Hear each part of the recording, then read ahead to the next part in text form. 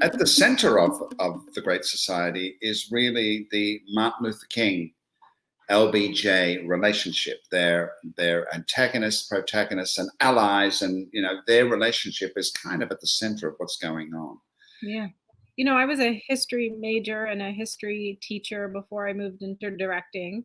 So on some level, working on that piece, first at OSF and then at Asolo, that's sort of in the history plays are in my wheelhouse. And I am someone who does look at the past to talk about the present and hopefully have a brighter future. And I think, what Robert really did so beautifully in that script was to try and tease out that very particular relationship between these two men and their differences and how they were being pulled in different directions. One of the books that I read talked about sort of that made a parallel between when their friendship was best was when they were getting the most work done for the civil rights movement. And then as Vietnam, took over LBJ's focus and MLK Jr. was starting to speak out more about that, the fraction in their relationship also sort of marked a shift in their collaboration, for lack of a better word. I mean, in thinking about that play in this moment, the big picture thing that I say in this moment about where we are in America and the history of this country is that we have to stop kicking the can down the road. I don't know everything about everything, but I've been to a lot of history museums. I've read a fair amount of books. Something that has always stood out for me was the Freedom Museum in Cincinnati, and there was this exhibit with the first 16 presidents and just little snapshots of what they were saying about the history of race relations and slavery in this country.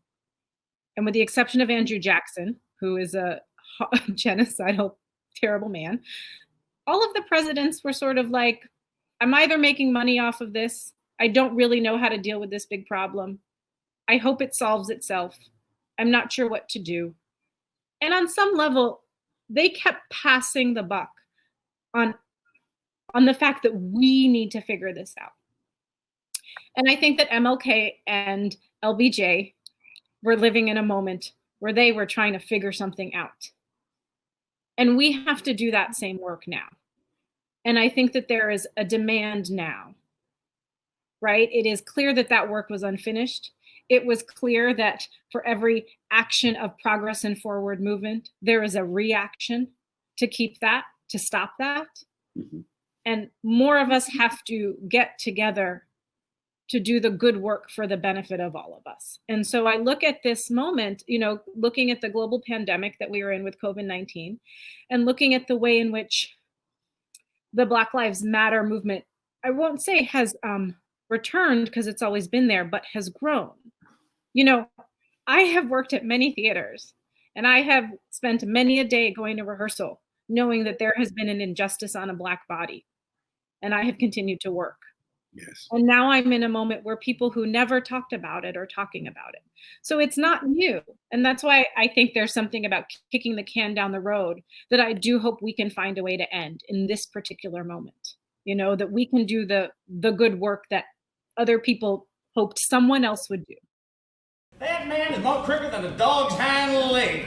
Dr. King, good to see you. And you, Mr. President. I came as soon as I could. But our voting rights campaign in Selma has reached a critical point. That is exactly what I want to talk to you about. Representative Power on line 1. Excuse me one moment.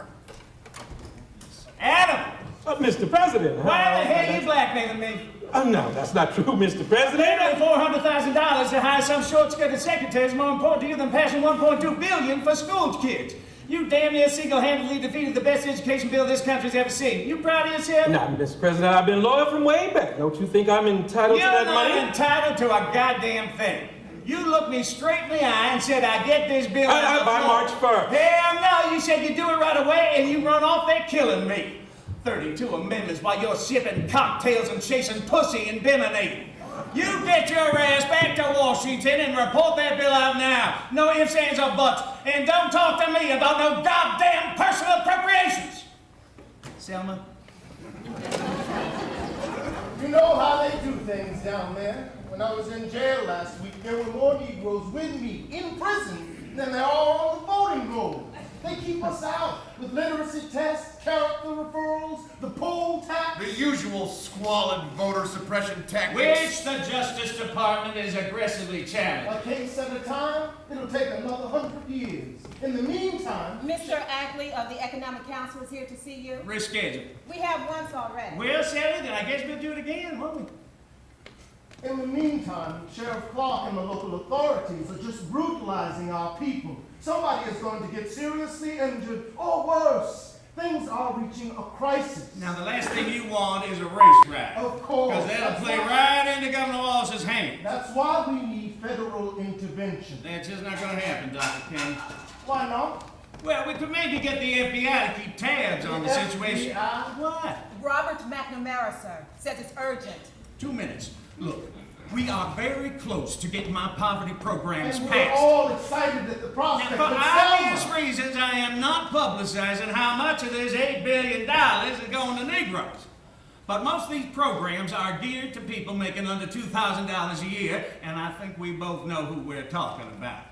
But this business in Selma could jeopardize all that. The swing votes in Congress are once again the Southern Democrats. Now, the prospect of all that federal funding might get them on board, but... Not if we push them too hard on voting rights. We are in Selma because you encouraged us to bring attention to the problems of voting in the South. We're in this together, you said. And then you encouraged me to go out there and find the worst condition out there and get it on the radio and the TV until even that fella sitting on a tractor would say, well, that's just not fair. We don't disagree on tactics, Dr. King, just on timing. We're still in this together. Are we? When do you actually submit a voting rights bill to Congress? Soon. But for now, I need you to pull on your horns down there in Selma till I get these programs passed. Let me understand. Despite your promise, you're not prepared to even offer a voting rights bill. Right now. Or provide us with any meaningful protection while we demonstrate against policies which you yourself deplore, while simultaneously making us responsible for any violence local authorities unleash on our nonviolent demonstrators. Keep the pressure on, highlight the issues, but don't give them an excuse. This is the South, Mr. President. They don't need any excuse to beat Negroes.